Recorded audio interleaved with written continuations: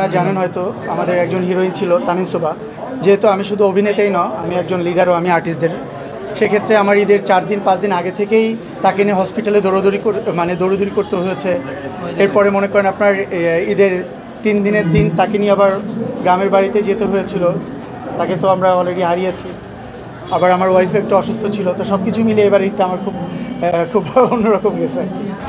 ঘটনাটা বলতে গেলে তো একটা মানুষ সে স্ট্রোক করেছে, এতটুকু পর্যন্তই আমি জানি। যতক্ষণ পর্যন্ত আমি ডক্টরের কাছ থেকে রেজাল্ট বা যতক্ষণ পর্যন্ত ডেথ সার্টিফিকেটে আমি যেটা পেয়েছি আমার ওটাই আমি বলতে পারবো, বিকজ এছাড়া তো আমি আর কিছু বলতে পারবো না। বিকজ ডক্টরই বলেছে যে তার কী প্রবলেম হয়েছিল, কী প্রবলেমের জন্য আজকে সে আমাদের থেকে আসলে আমাদের ইন্ডাস্ট্রিতে এখন টোটালি একদম স্টপ হয়ে আছে।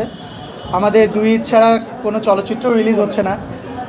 এই মুহূর্তে আমাদের যেটা ইম্পর্টেন্ট দরকার সেটা হচ্ছে আমাদের এফডিসিকে ডিজিটাল করা, আমাদের টিকেটিং করে আমাদের একদম সেন্ট্রাল সার্ভার যদি করা যেত, তাহলে আমার মনে হয় আমাদের প্রতিটা প্রযোজক তারা তাদের লগ্নিকৃত টাকা কিছুটা হলেও ফেরত পেত।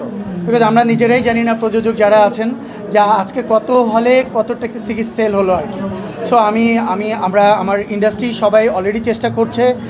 আমাদের এখন যিনি এমডি মহোদয় আসছেন, আমাদের তানিয়াপু, উনিও চেষ্টা করে যাচ্ছেন যে কিভাবে আমাদের ইন্ডাস্ট্রিটাকে ডিজিটাল করা যায় এবং সেন্ট্রাল সার্ভারের মাধ্যমে টিকিটিং করে কিভাবে এটার প্রক্রিয়াটা চালানো যায়।